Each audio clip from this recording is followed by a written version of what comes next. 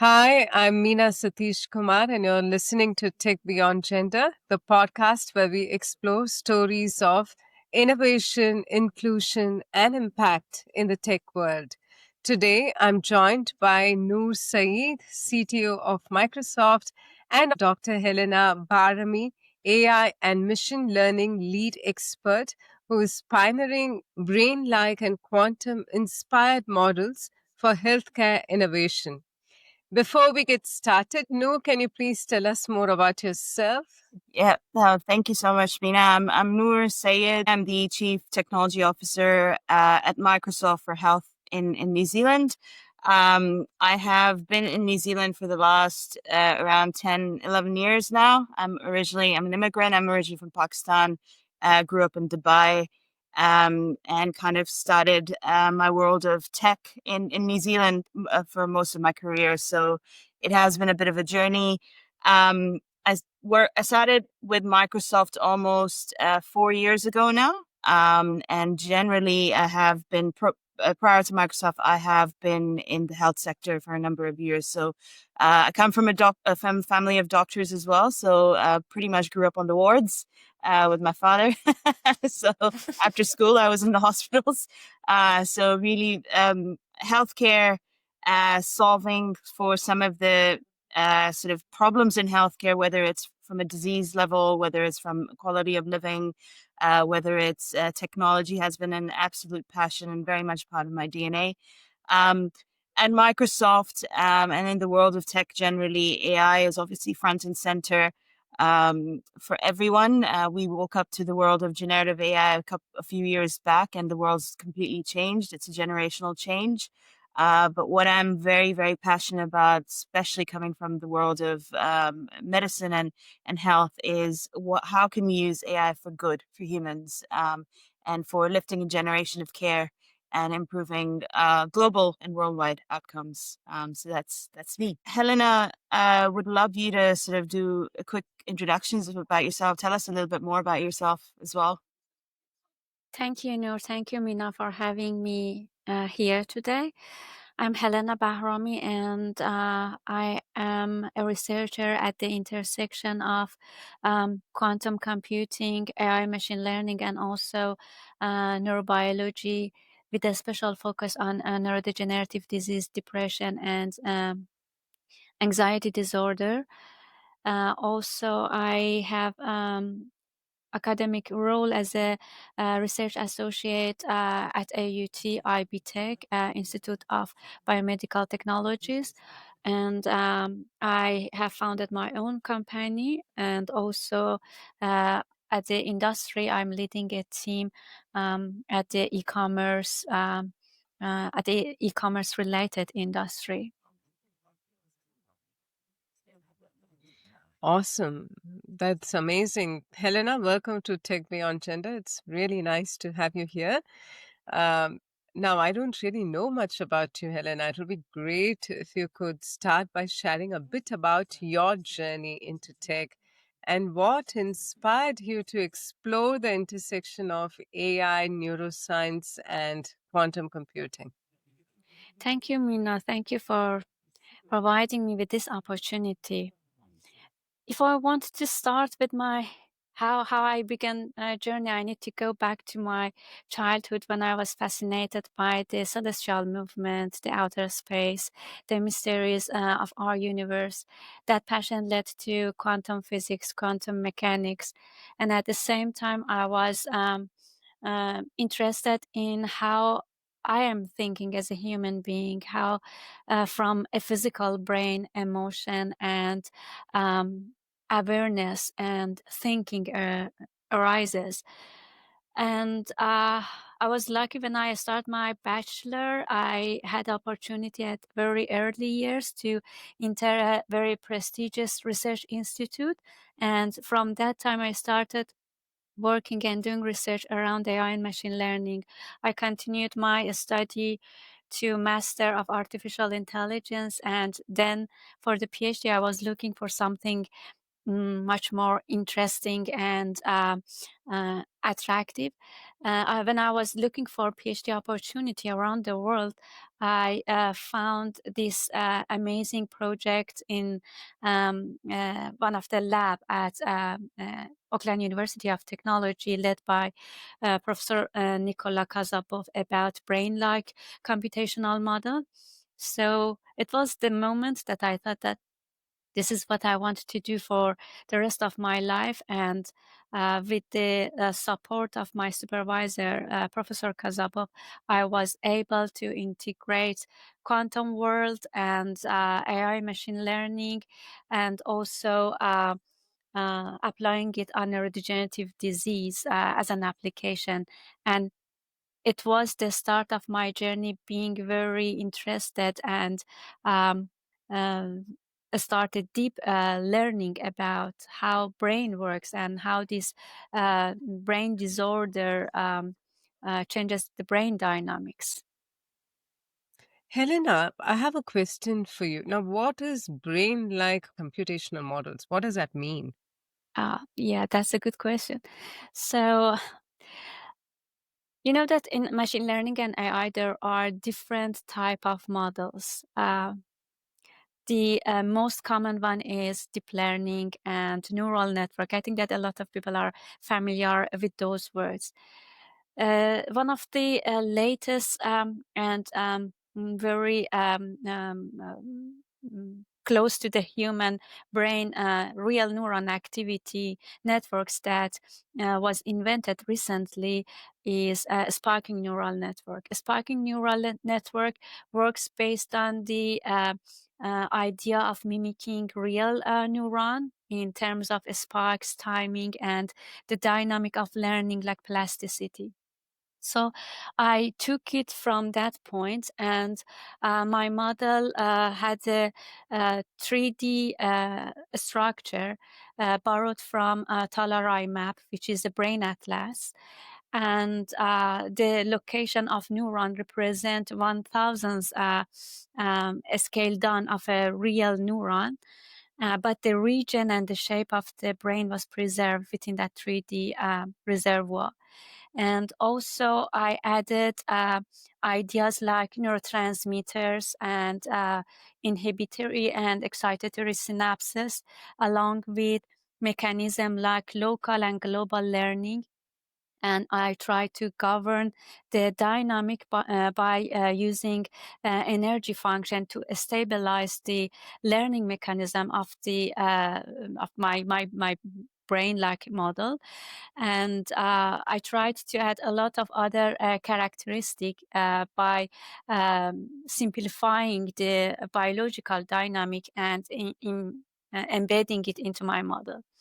Then I evolved the network that I was building to the concept of quantum inspired models in this way, that I adopt uncertainty, I adopt the idea of superposition and entanglement to give more kind of realistic touch to this model, in a way that like human being do the parallel processing of a lot of data and try to use this partial kind of inference on the imperfect data to come to the conclusion. And sorry, besides of this characteristic, quantum computing gave my model the ability to store a lot of data and perform a vast parallel computing in a very efficient time and storage that a computational model requires. Helena, I guess that blows my mind. It's fascinating you to just hear so much about your research. But I guess I come from a world of AI, and obviously there a lot of what AI does, or generative AI is in the world of sort of neural networks as well. You touched a lot around neurodegenerative diseases. That's something that I think globally, as a collective, a lot of us want to solve for some of those problems using technology innovation. But where do you actually see the intersection between generative AI and quantum computational methods. My limited understanding in this area is that quantum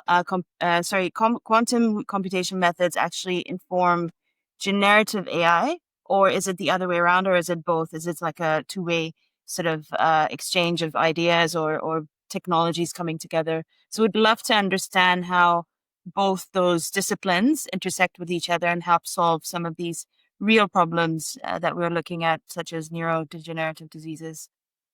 So let me start by telling how these two area are meeting each other, and then from that point I will give some use cases in the area of healthcare, especially neurodegenerative disease.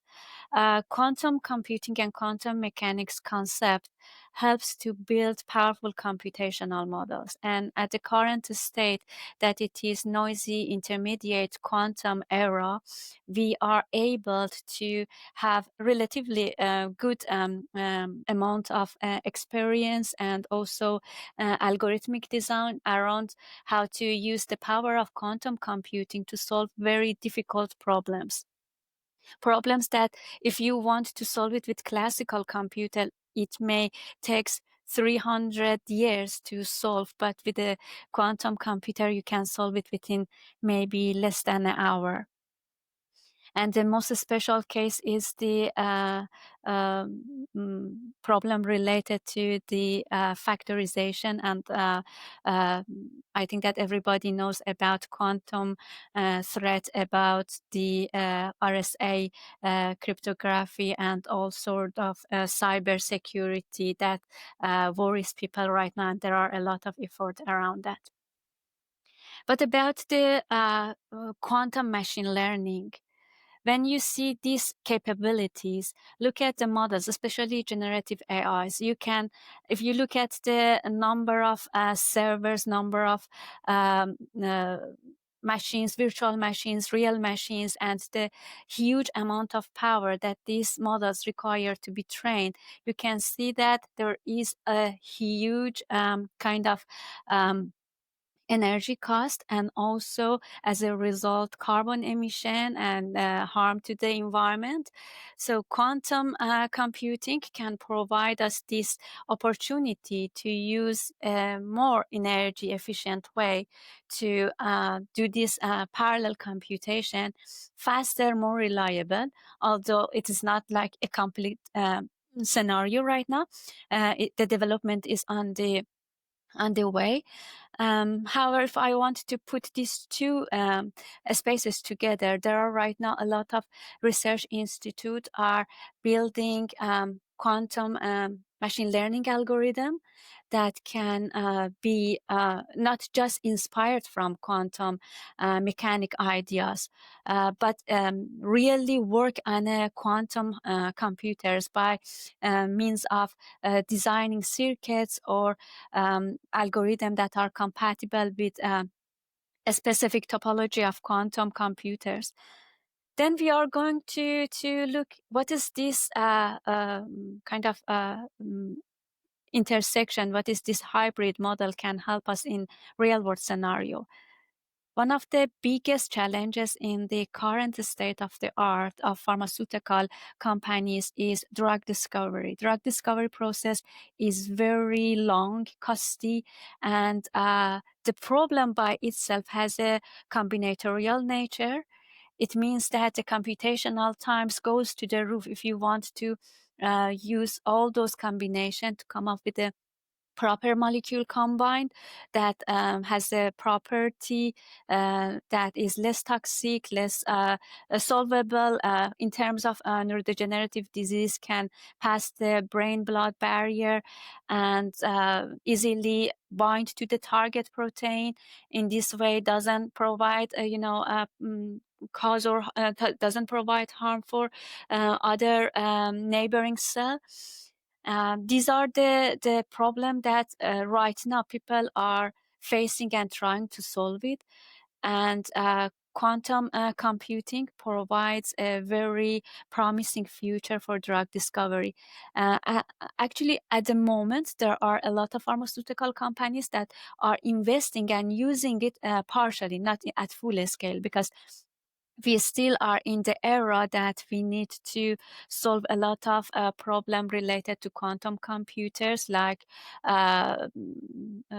fault and noises that cause the quantum computers lose their efficiency. But I think that at the current state, there are a lot of initiatives started around this idea, and we are using it. Even though in imaging system at hospitals, we are using quantum kind of technology to do those imaging of the brain, of the body, and so on.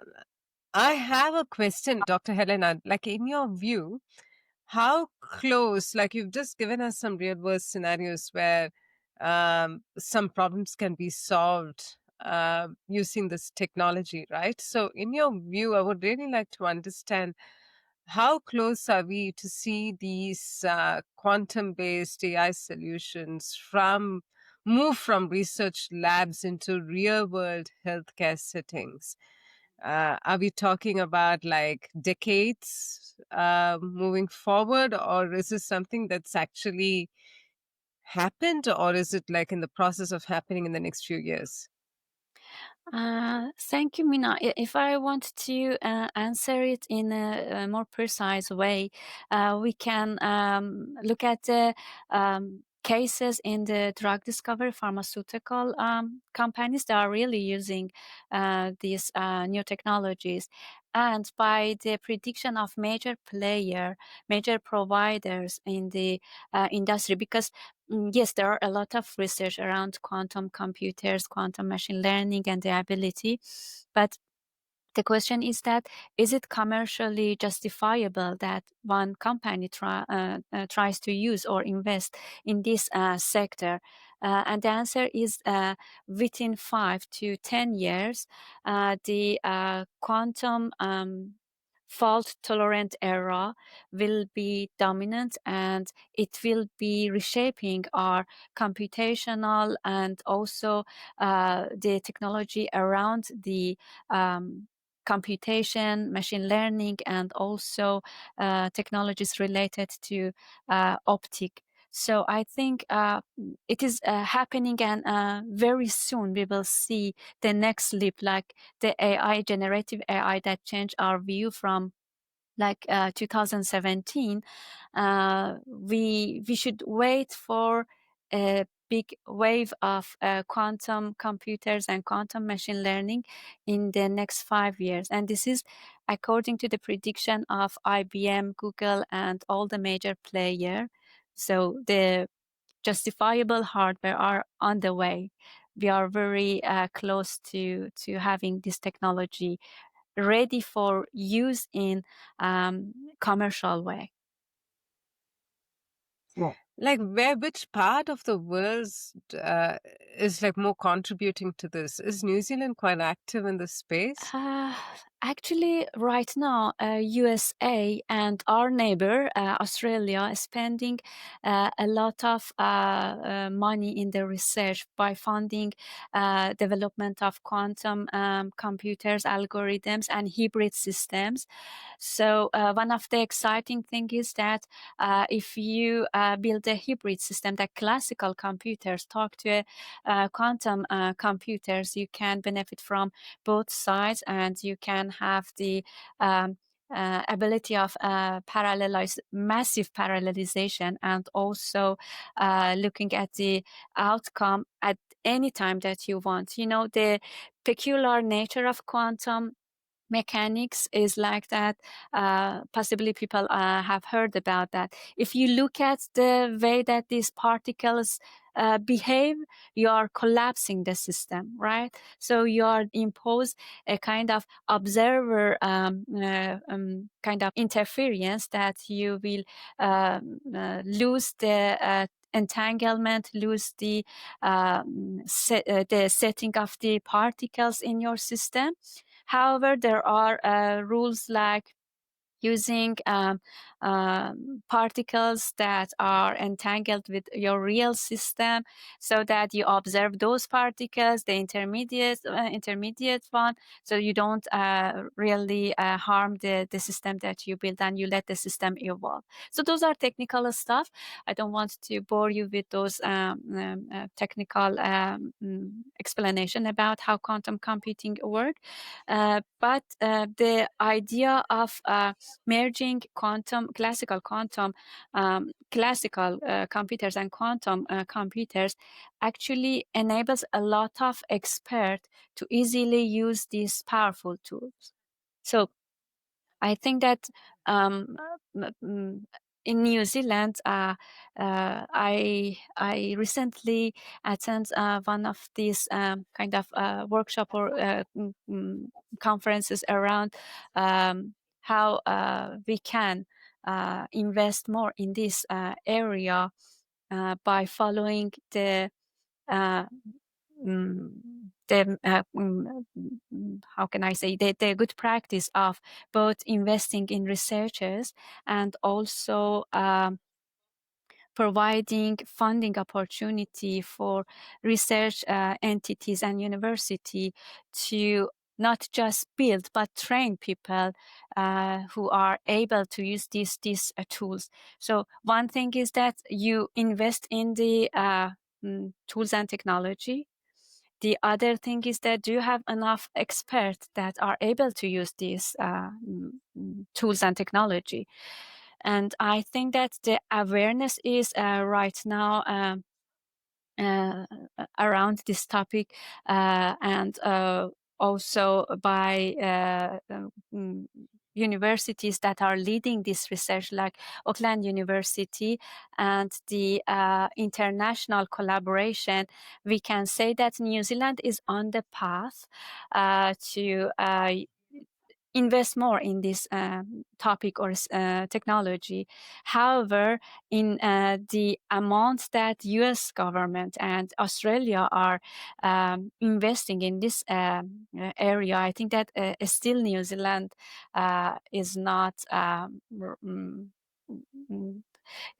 taking this subject seriously. I think that we need to think about a very near future. We don't want to fall behind the major competitors in the world. We want to establish our own research, and why not? Why not? We should be a leader in this space, because I know that we have a lot of amazing researchers inside New Zealand that they can contribute to expanding this realm and making it more kind of commercially available for other sectors in New Zealand, not just This is universities and such a specific. Yeah, sorry. This is such a fascinating topic. Like, I'm not Noor, probably you're very familiar with this topic. For me, it's like it's not a topic that we talk about every day at work. Where I work, we are just starting to take baby steps in implementing AI. And now what you're talking about just reminds me of the movie that I watched many years ago, What the Bleep Do We Know? And it was just like, wow, oh my gosh, this is real. And now it's so nice to actually see the practical implications of that. Noor, over to you. What are your thoughts? I think I'm blown away. I mean, it's almost just like the world of generative AI. The more you know, the less you know, and it's obviously quantum computational methods is also solving for one of the biggest problems that we have is around scale, and providing services at scale. I'm obviously not a subject matter expert in that, so I'm learning so much from you, Helena. Even like per minute, I learned so much from you. So thank you for sharing this amazing knowledge with us. But what I did want to talk a little bit about New Zealand falling behind or not being ahead of the curve, or even on the curve in this kind of groundbreaking research. I know that I wanted to talk specifically about a neurodegenerative disease, which is dementia. And I know there's quite a lot of investment that goes into researching for dementia and also solving some problems for that as well in New Zealand. And I think the stats in New Zealand at this point in time is about 7.1% of the population have dementia. That's quite a lot because that's about 83,000 people today living in New Zealand have dementia. And I know drug research and the drugs have improved and come a very, very long way. And I know that, you know, people are really benefiting from the drug research side of it. How do you see quantum technologies really expediting that? And where do you see the sort of the disease curing of diseases and also slowing those kind of diseases down in the next 5 to 10 years using this kind of technology, and specifically for dementia, because that's such a big thing for, or a health target for New Zealand at this point in time? Yeah. Yes, thank you, Noor. Let me begin with the whole problem here around neurodegenerative disease, especially dementia and aging. As you mentioned that the number of people who are struggling with dementia is increasing, and we expect this number to be grow by 2030, and it is a global trend due to aging and all sort of stuff, environmental, toxic stress, psychosocial stress that we are, all of us are exposed to. So these kind of disease related to brain, they are in the nature are very complex, because human body is complex, and it is not just one. It is not one single disease. You cannot say that, okay, dementia is one specific disease. No, it occurs when there are different condition happens in the individual bodies, and it evolves to neurodegeneration of the brain tissue. And also during this kind of process, which is unfortunately for the neurodegenerative disease is irreversible, and there is no cure right now. So the only thing that people can, the expert can do in this area is that helping the patient to manage the symptoms, not actually cure it, right?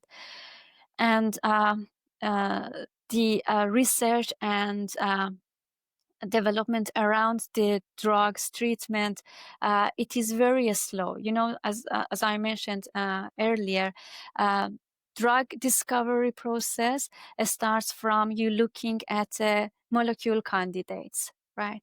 Then you try to find different combination of compounds. Then you need to look at the feasibility of this compound. Is it a feasible, you know, molecule can be really exist in the physical world? Then the toxicity level, the binding between the molecule, the drug molecule and the target protein, and how toxic is this? It is not like that the drugs just go to your body and cure the disease or the problem. They, with this interaction, chemical interaction with the cellular and the molecular level in the body, they create a toxic environment, right? So it can harm the neighboring healthy cells. There are a lot of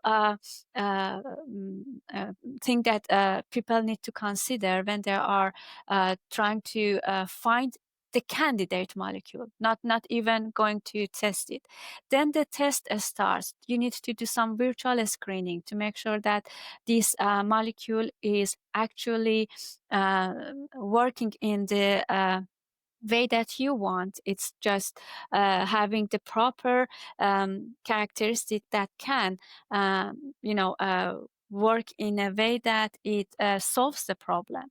Then you go to the animal test, then a healthy group subject. Then you, with the FDA approved, you are able to release this product to a small scale trial. Then if it is again shows some improvement you can apply. So this process is very, very expensive. Consider billions of dollars. It is not a very a cheap process, and it takes between 8 to 12 years of just coming up with one proper treatment. The other factor is that do we consider the physical and the individual characteristic of the patient when we are trying to prescribe with some sort of medicine, right? The dementia by itself is an umbrella of a lot of subtype. It is from neurodegenerative type to non-neurodegenerative disease that are related mostly with vascular condition, and with the neurodegenerative we have Alzheimer, we have Parkinson, we have frontotemporal lobar dementia, we have this Lewy body dementia, a lot of category that they are very similar in the area that they are attacking, and also sometimes the proteins. You know that the known marker for Alzheimer disease is beta amyloid, and for the uh, for example, for the Lewy bodies, alpha-synuclein protein that they are building up in the brain, and they disrupt the communication between neurons, or they, in the terms of some of these disease, the protein misfold. So, cell is very small, and every building block of our body relies on specific proteins, from enzymes, from your DNA, from uh, hormones, neurotransmitters, everything. So those proteins are like a long string. If they want to fit into the cell, they need to fold. Sometimes, if they are misfolding due to aging, due to the condition, they are hard to be used by your RNA to replicate or do the cell replication or cell division. So those are the problems that are very complicated in terms of, it can be due to genetic factor, it can be due to the environmental factor. Environment can alter your gene. Environment starts from the intercellular environment. It can goes to your body in whole as an environment, that comorbidities of disease can change your gene or your structure of this transcription, how to use it to do the cellular division. And also there are stress, psychological factors, depression, a lot of factors that can contribute to developing this disease. And also, when you are prescribing the drugs, you need to understand the genomics, the genetic profile, if this treatment is suitable for this person, the weight, what is the dosage, the gender. So these are things that currently are not really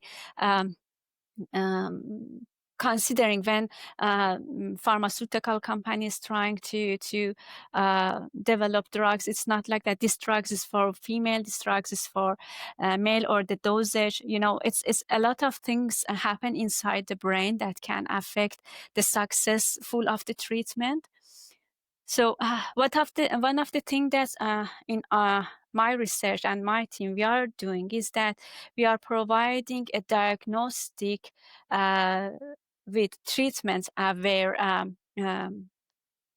models and methodology. In this way, we are not just trying to diagnose the problem. We are trying to provide some treatment strategy based on genomics, gender, comorbidities, or based on the stage and progress of the disease during the time in a longitudinal way. And we hope that we can extract some knowledge based on the successful failure and neutral kind of outcome of the treatment, so that we can guide and shift drug development in more kind of um, intelligent way, instead of just creating a solution that fits all, one size fits all. We try to make it more compatible with individual characteristic and markers. The other major kind of successful scenario here is that using digital twins. Digital twins is that you can replicate the environment of a person, the body environment of a person, in terms of genomic, in terms of chemical interaction, to be able to understand what will be the response to this drug. So consider that a scenario that we can easily have a replica of Yeah. an individual to individualize or customize the drug, instead of Yeah. just using a broad kind of Yeah. approach, try to make it specific to the biomarkers of a person. So it is much more successful in terms of a lot of factor that I already described. Yes. I'm glad you mentioned digital twins, because one of the things around AI has been that, AI, as we all know, it's been around for decades. This is AI is not something new, but the difference that we see today with AI, which is generative AI, is that it's a lot more democratized. And I think the key to AI becoming so rapidly adopted across the world is because of the personalization side of it. And when you talk about solving or trying to slow down and doing some of the research around neurodegenerative diseases, a lot of it comes to how personalized you can make that, because one size doesn't fit all, like you mentioned. It's a very individualistic sort of lens to a lot of these diseases. So something like dementia can be based on, like you mentioned, genetic factors, your DNA, your environment, your, so many different things. It's so personal to the individual. How much of it do you think can, I guess I flip it around the other way around, where how much of AI or generative AI can help with the personalization of that side of the ledger? And that can actually accelerate some of that research now that we have that technology available to us, which really looks at the individual at scale. Yeah. Yes. Consider that instead of looking at one aspect, you have multiple models that can process multiple modalities. Modalities like, in terms of, I will give these examples related to dementia. Consider that you have a model that can, and again, it has the core idea from Transformer. Transformer is a core model for the large language models, generative AI.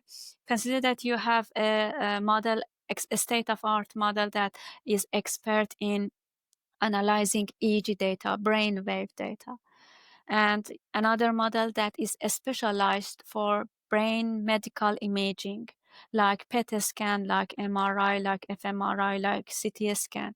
Another model is a tabular kind of model that can look at the clinical data that a physician or GP collect. Then you will have another one related to the cognitive test that you collect from individuals to look at their behavior to answer specific cognitive questions.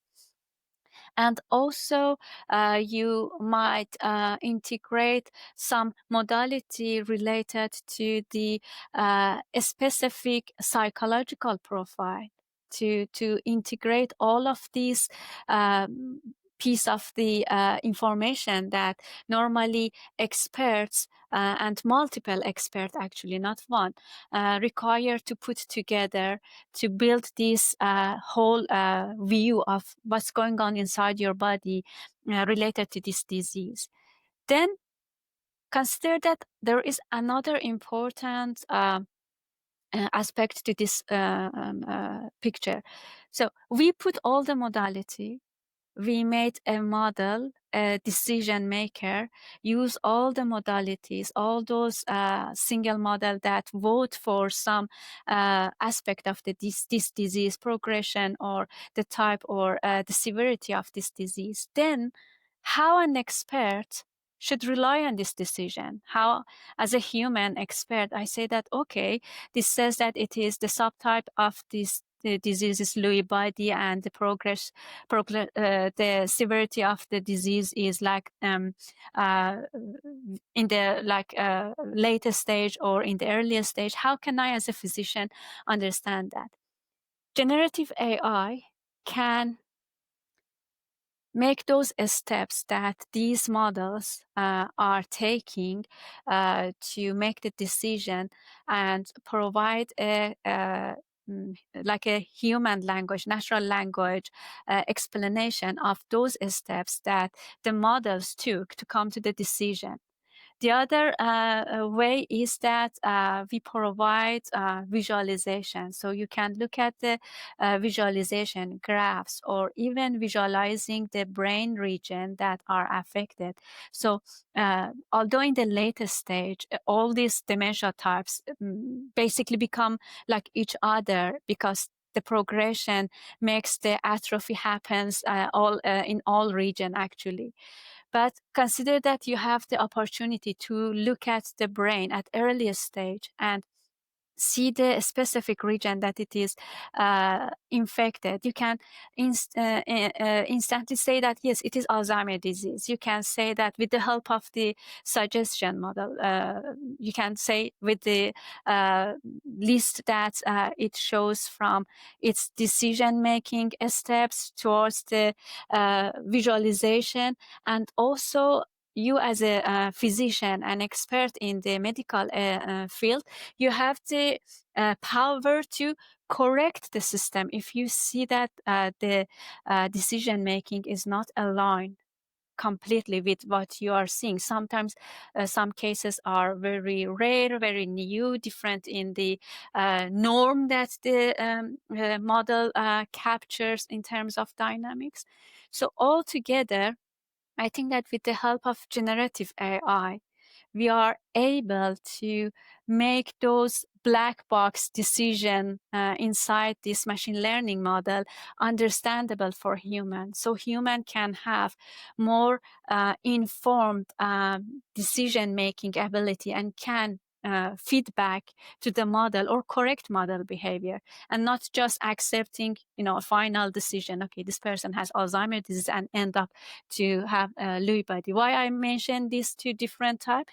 Because drug for one can be harmful for the other. So it is important to know what's going on inside this model in terms of decision making. What you just described about um, being able to create a replica of an individual, to be able to get to that level of customization and stuff. Like, I was just thinking about the current world scenario, right?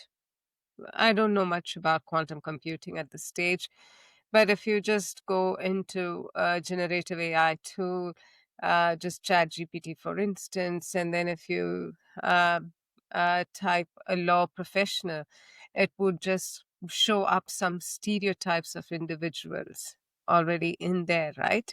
Yeah. So to be able to create a representation of the population, like as how you said, a disease like dementia could be could have like so many different factors that could contribute to it, and it can be so different from an individual to individual, their upbringing, their lifestyle, what they eat, how what activities they do outside of normal work. all of this has an impact, right? I think that what do you think about how easy it is to get a huge pool of proper representation of data, right? It is, it all depends on what you feed the model with. Yes. And I think just it's easy to say, okay, we have this technology that can spit out what we want, but my thinking is like, okay, what are you going to feed the models with? Do we have that level of tidy content or tidy data that will provide us with the actual information that we want? Thank you, Mina. This is very fascinating question, and it is one of the difficulties that machine learning in healthcare faces. First of all, we don't have a kind of uh, good amount of data representing the whole demographic, especially in New Zealand and all over the world. Second, there are biases towards data collection. Data collection is from a specific group, minority group, and it was generalized over the entire population. It is an inherent bias inside the data that we are feeding to the models if we are using kind of data set available currently. And also the other problem is that there is no uniform protocol across sectors to collect this data, right? Every physician, because their major concern is not providing a clean data for researchers. They want to help the patient to address the situation or cure the disease or mitigate the symptoms and help the individual. So the research is their secondary kind of goal, not the first and primary one. And because of this scenario, this problem, in my research, I have developed this model to be able to work on partial imperfect data. However, it doesn't address this specific solution. One of the next step scenario for our platform that we are designing is that collecting or encouraging people to contribute to data collection. Consider that from because this disease requires a neurologist, a specialist deep into this area so that they can understand what's going on. And a lot of times people confuse the symptoms of dementia with other disease or normal aging. They say that it's normal aging, so the person tends to forget something. However, consider that we have this platform, the platform that we are developing at Helium AI. If we put it in the hand of GPs with routine, regular checkups, just with the cognitive test, hearing test, and a speech test, which are very simple, not aggressive, and also everybody can do that. We can collect in data, and the system has a scoring mechanism to say that, okay, this shows signs of concern, go for a little bit expensive like imaging. This is concerning, go for a little bit more aggressive kind of diagnostic approaches. In this way, you are collecting information from all different kind of demographic and dynamic of the individualistic kind of biomarkers, if I want to put it in this way.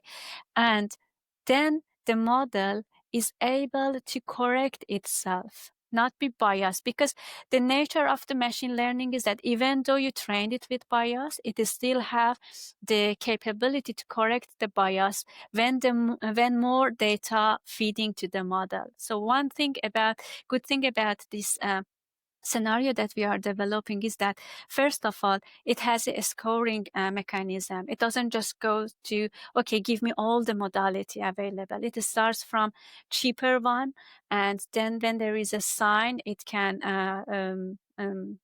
alarm the GP or physician that you need to investigate more. Then if there is enough evidence of developing mild cognitive impairment or any early sign of dementia, the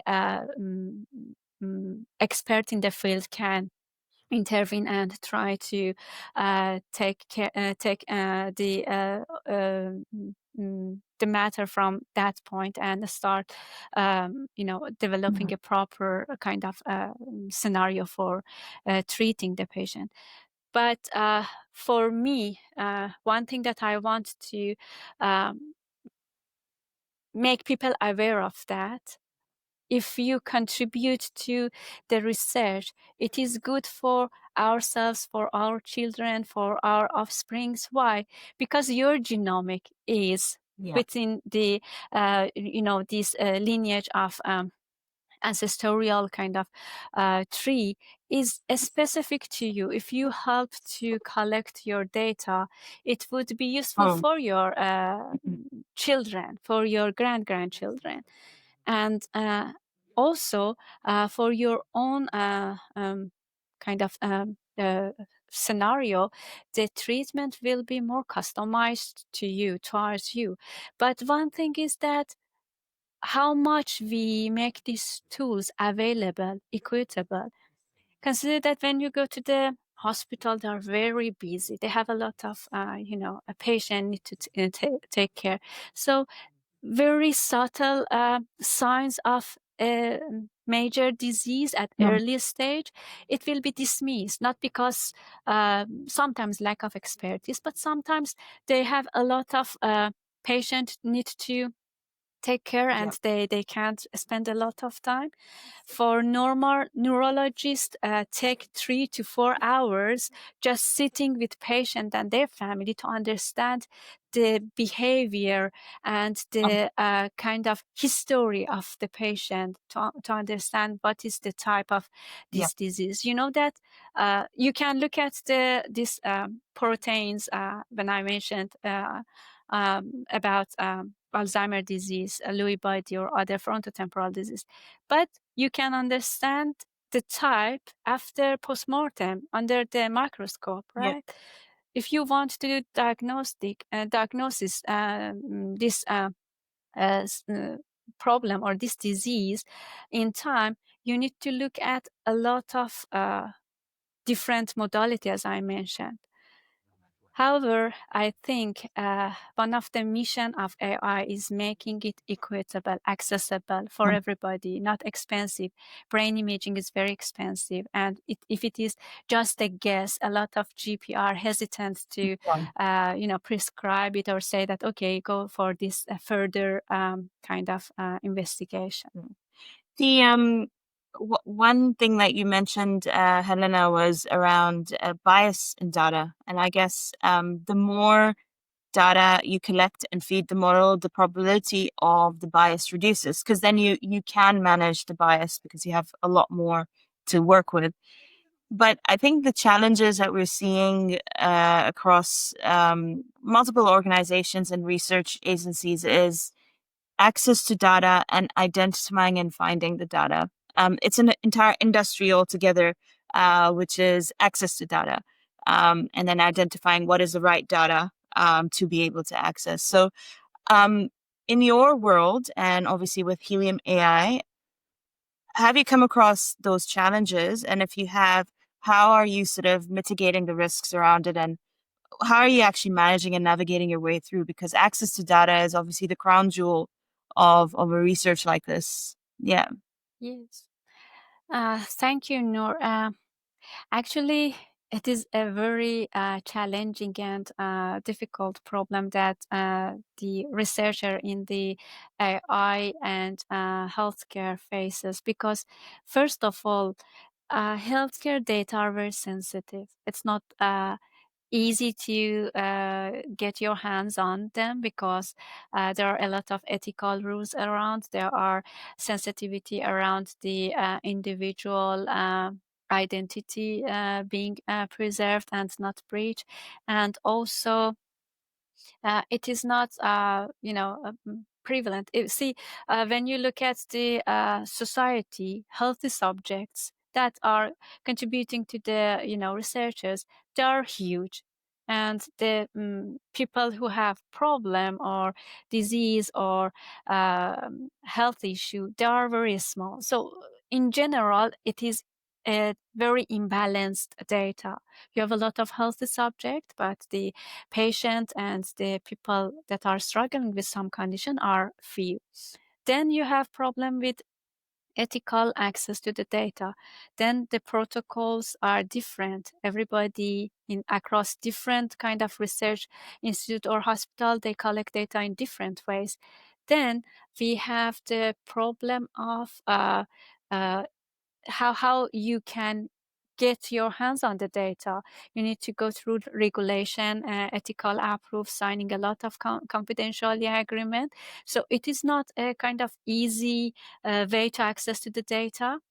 But I think still we need to have those barriers, those kind of gates to not let this sensitive data to be breached, or the person, the identity of a person get jeopardized by a researcher that just wanted to have some basic research and didn't really follow the rules of how you can use the data in an ethical way. It is difficult for me, especially when you are having your model ready. You need to feed with some data, and if you don't have real data, real world scenario, you cannot say that how much you're successful in developing that model. However, when I look at deeply and try to make it my own kind of problem, definitely I don't want to have my personal data all over the places. Everybody have access to that. I respect that rules and regulation. However, I think that we need to have as one of my publication, I proposed a kind of system that can allows with have a like knowledge bank, like a knowledge base, a bank for data related to the medical that you can use. You're working with Microsoft, this major player like Microsoft, AWS, and Google. They have rules and mechanism for data governance, for cybersecurity, for securing your information in terms of access. And everybody, if they want to access, they need to have some access token, and it is very, very hard to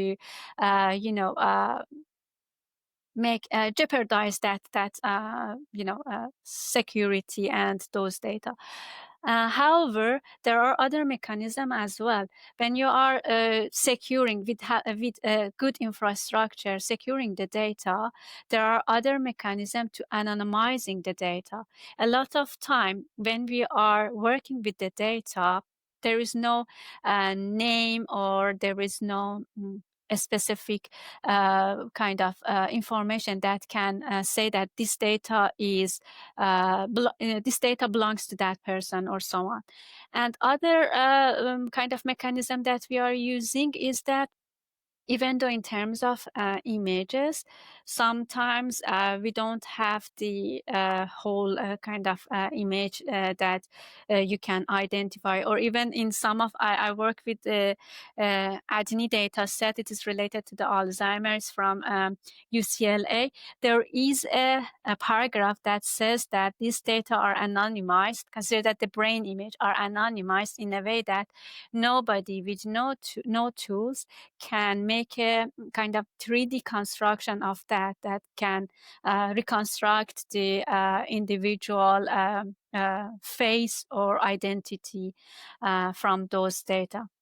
So there are a lot of rules that we already have, but I think if we want to make this process more smooth and also secure, we need to establish a bank of these data and give access to research institute and these organizations that can be identified easily to have access for the sake of progress in their research.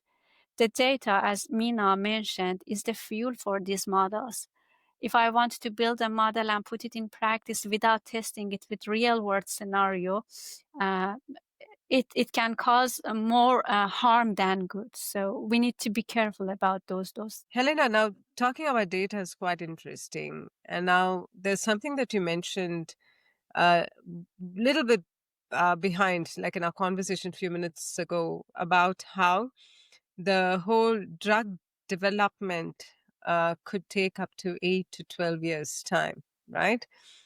Now, with the work that you are currently doing with Helion and with quantum computing, how can this period be reduced?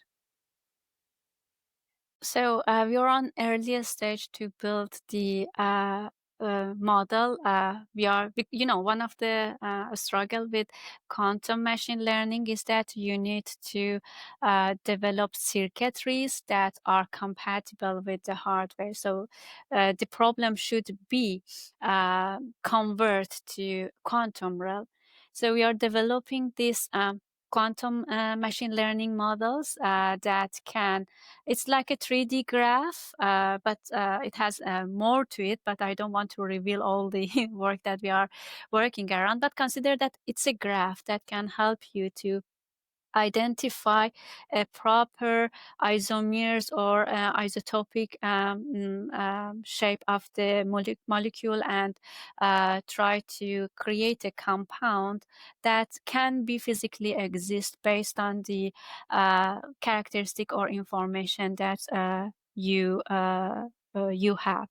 So as I mentioned, this is a combinatorial problem. So it means that you can have millions or billions of different combination to test. So what we are doing right now is first of all to create a search, quantum search engine that it can search different molecules. So, if you consider that you have a database of known molecules for drug candidates, we are just scratching the surface, like 5% or less than that for drug discovery. So if you want to go through, you need to have a huge computational power. Quantum computers, as we speculate, and the theory behind that supports it, it can help us to reduce hours, or not hours, years of searching for different combination to hours. But the problem right now is that the number of qubits, consider like qubits are bits in classical computers. It's like you look at the bits in your classical computers, and we have a counterpart as a qubit in the quantum computers. Basically, there are particles, there are photons, there are electrons that they have settings in the real hardware. So you can play with these different settings in a way that, and the system will evolve to find the best combination out of like billions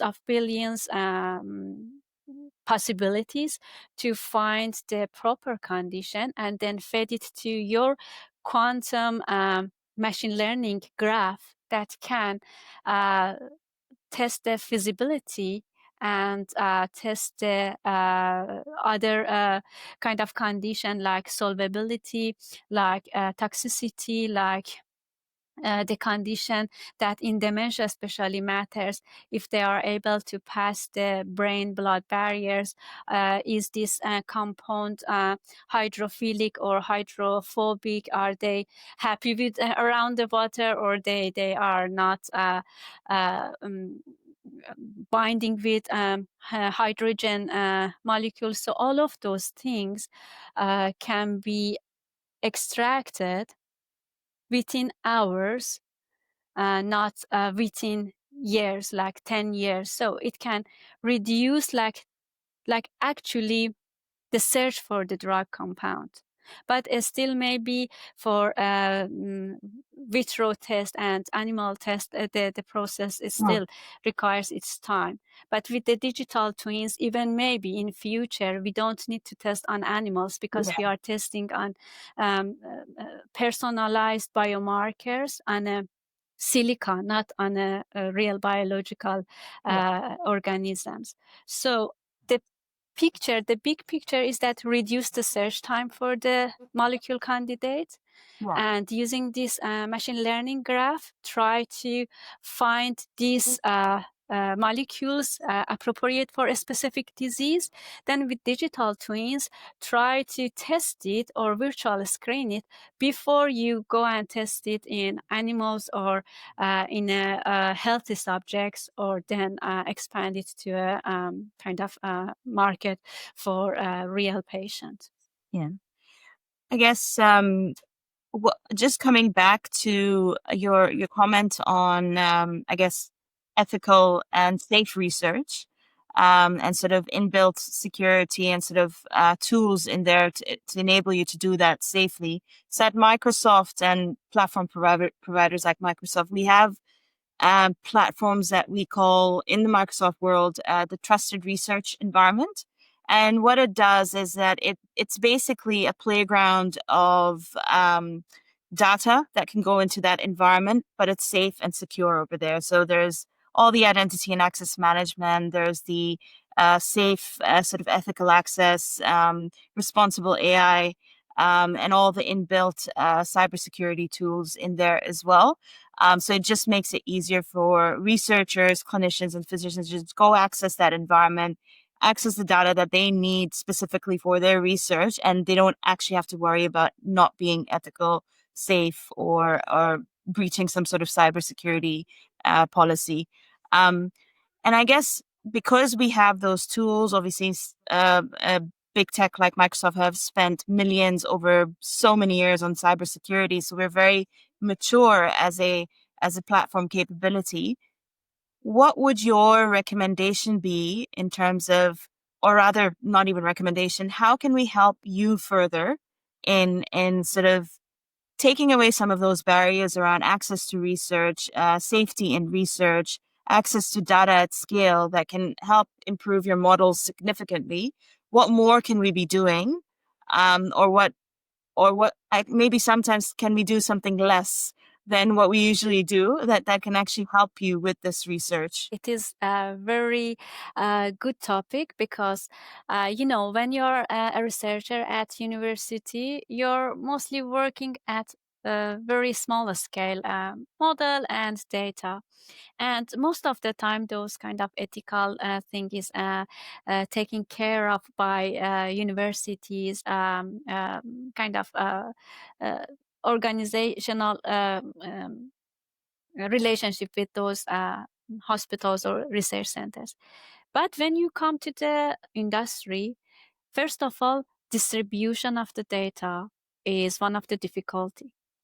The other thing is the computational resources. And, in terms of when you have big data, you need big computation, a powerful computation.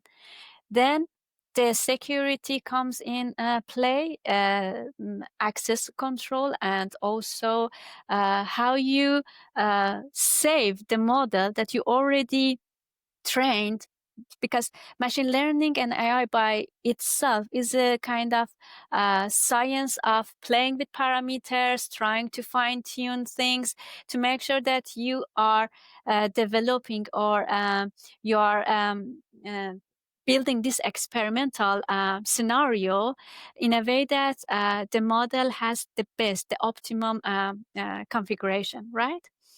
So when you're in academia, you're doing all those things in a smaller scale, repeating the process. But when you're in the industry, you see that technologies and the main providers like Microsoft, like AWS and Google, they build such a strong tools that can handle these distributed data.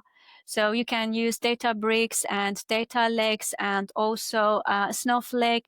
There are a lot of technologies that you can use to manage and govern data. On top of that, the security, the access controls make it for everyone kind of relief that you don't need to take care of the very delicate and very sensitive part of the research, which basically it's not your area of expertise, right? I'm not a cybersecurity expert. So if somebody else take care of that, assures that, see guys, this is protected, nobody can access it without permission, the data is secure and cannot be breached or leaked. And then the power of parallelism and using these distributed sources within reasonable kind of amount of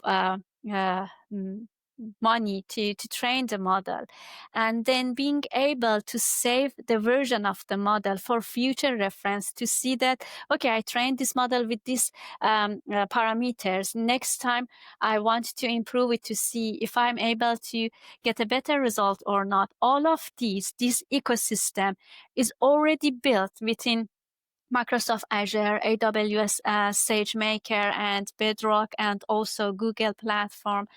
So I think that it will be very mm,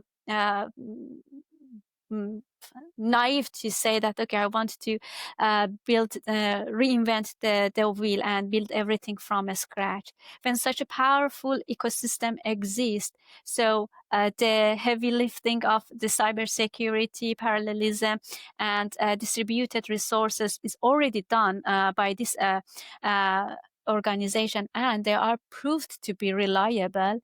Why not just focus on innovation in developing the model, testing and training with different data, and just focusing on use cases, application, instead of being worried about bits and the parts of the whole picture of AI machine learning application that you're not expert. I'm not expert in cybersecurity.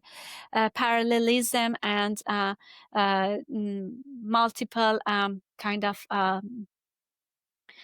data set are across the world. Sometimes this data set is not just within New Zealand. It can be sitting all around the world. So taking care of those will be diverge me from my goal, which is innovating in the in my own field, in machine learning and AI area, instead of focusing on how can I secure it. And so to answer your question is that when I start working at industry and I realized that there are amazing tools and technology, I realized that research from academia needs to change it to, instead of using our own computers, laptops in the research lab, to use these tools, not just only be familiar with this technology, but also use the power of this technology. As I mentioned, consider that if we have a knowledge bank for the medical data, even though if it is distributed all over the world, we can empower researchers to find the answer to the problem much sooner than the current setting that we are working in research in universities. Helena, thank you so much for sort of being quite transparent around how we can, moving forward, help from a platform perspective to enable you with the tools that you need to do your sort of day-to-day job, but also just focus on what you do best rather than worry about cybersecurity and being responsibly, ethically, driven by, AI. I think that is what our ambition is with a lot of our customers. At Microsoft, we have so many global customers that the first questions are around cybersecurity, responsible AI, etc. There's a number of reasons why they're reluctant to experiment with AI, especially when it comes to touching private patient data as well, right? Sensitive information. etc. But it's lovely to hear and quite positive to hear from you that there is a level of reliability on these tools. They've been tested and tried, and actually leveraging the power of these tools would really help expedite the research and the ambition and the mission that you have moving forward. But just coming on a totally different subject though, but it's more focused on you and personally, which is you're not just a scientist. From what I understand, you are also a founder and a mentor, and I'm sure you're absolutely inspirational to so many women around you. So, what is your experience being a woman leading in such a cutting edge sort of field? Thank you, Noor, for asking this question, because I think that a lot of female has the same kind of stories when it comes that how you establish your position, especially in the male dominant, sectors like technology related to computer science. So sometimes it's like that. Instead of waiting for a chair on the table, you need to build your own table, right? There are a lot of struggles. Still, I'm struggling with some of the mindset that you need to change in the industry. That as a female, you're credible and also knowledgeable, and you can lead and guide a team.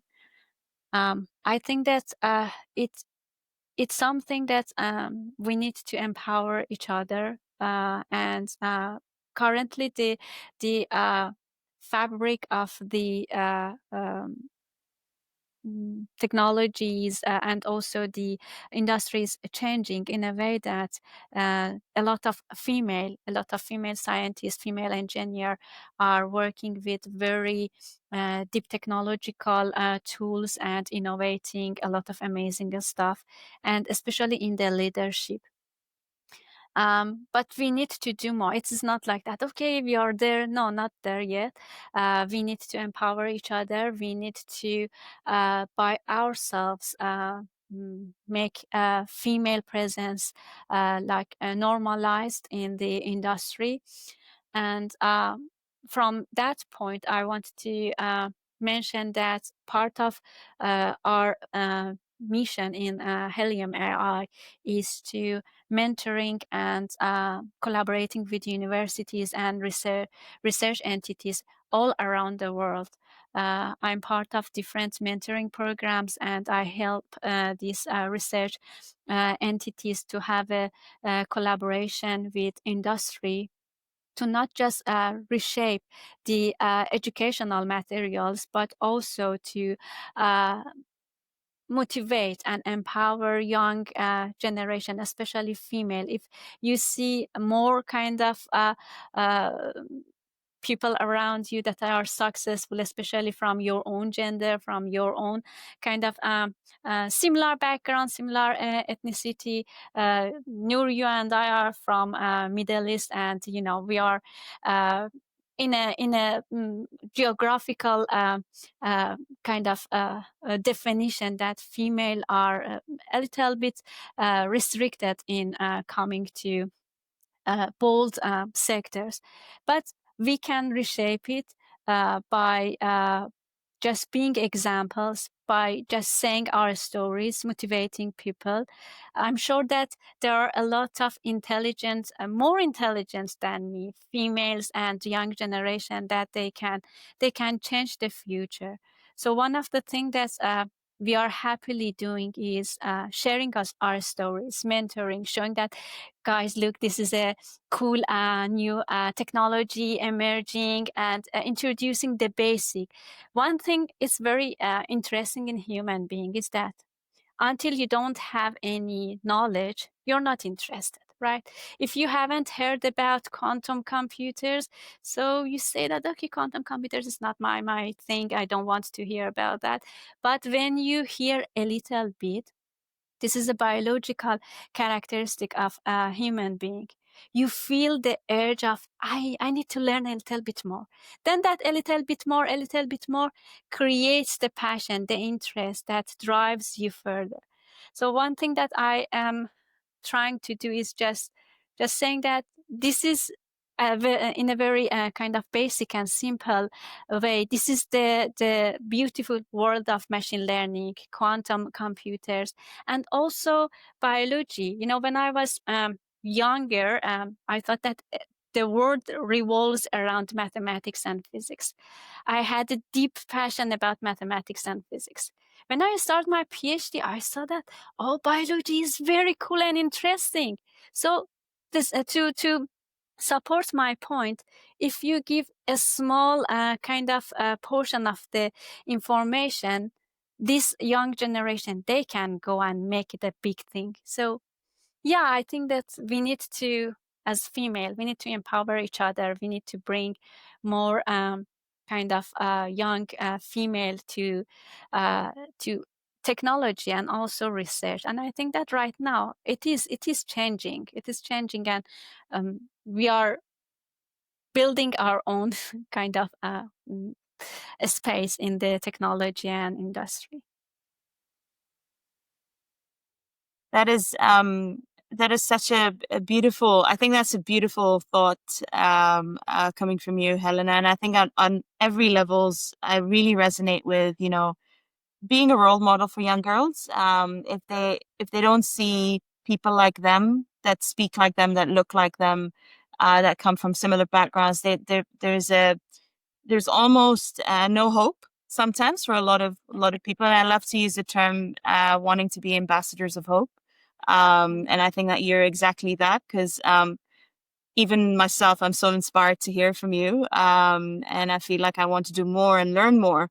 And it has piqued my curiosity in quantum computational sort of technologies, but also just generally you as a person. It's just encouraging me to be out there, talk to young girls, and just, be representative to uplift a generation of women in tech, women in research and science.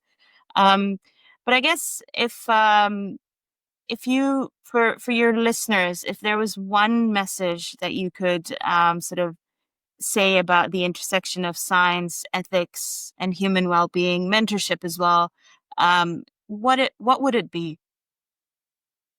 Thank you very much, Noor. And I'm really pleased and very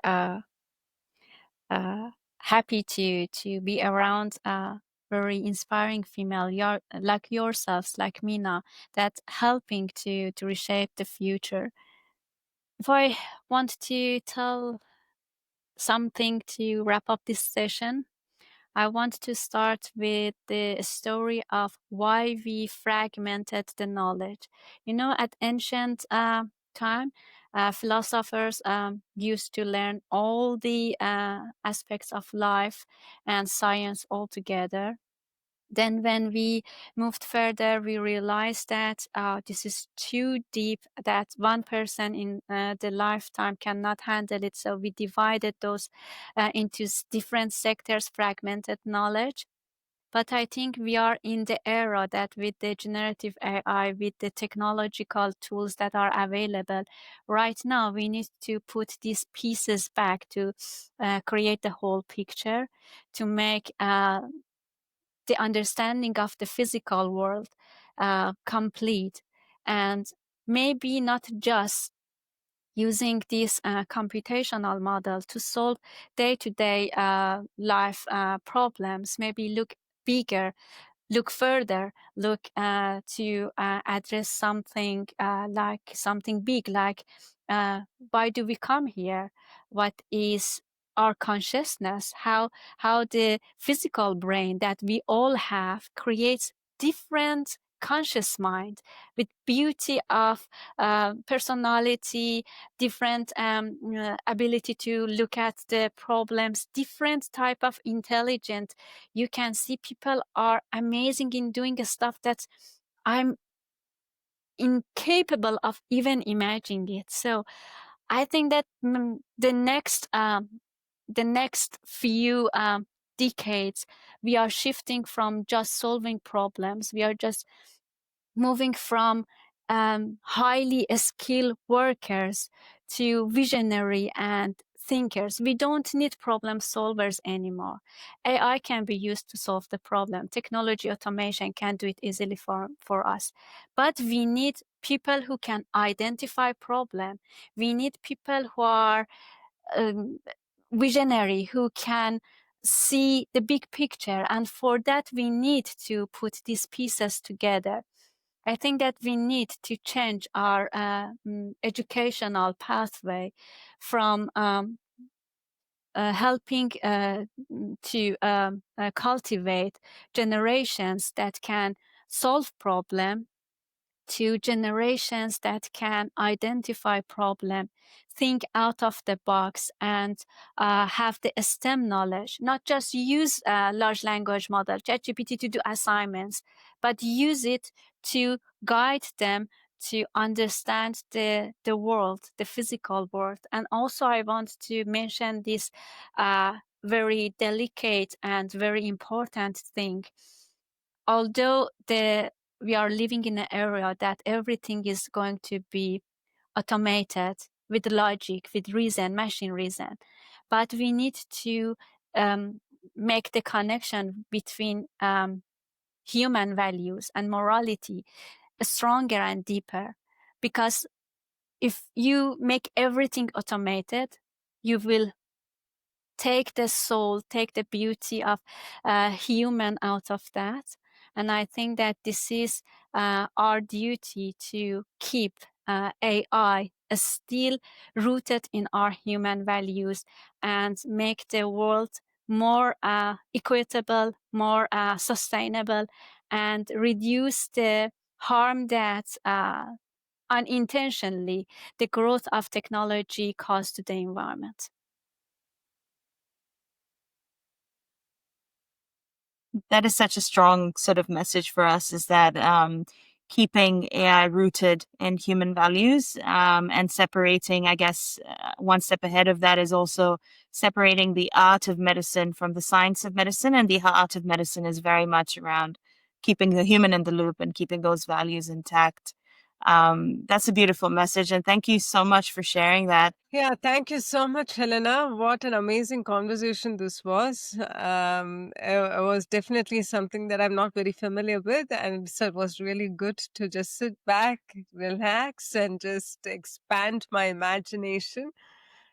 Thank you so much, Noor, for being a part of this conversation as well. It was so good to have you here with us. And your experience with AI and your life experience in general did definitely add a different flavor to this conversation. So thank you so much, both Noor and Dr. Helena. Thank you. Thank you very much, Meena. Thank you, Noor. It was a Thank great you. pleasure to be Pleasure. here. Thank you. Thank you.